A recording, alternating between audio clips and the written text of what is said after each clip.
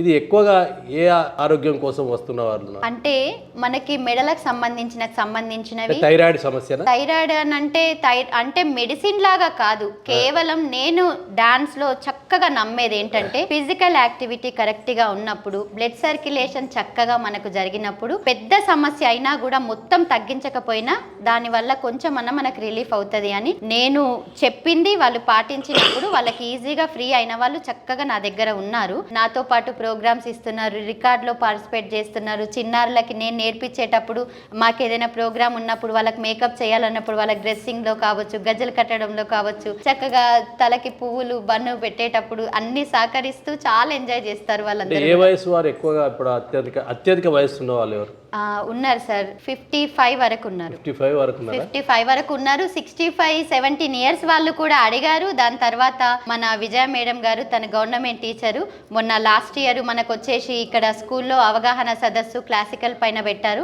అప్పుడైతే 14 సంవత్సరాలు 12 సంవత్సరాల నుండి 76 సంవత్సరాల వరకు ఉన్న వాళ్ళు కూడా వచ్చారు.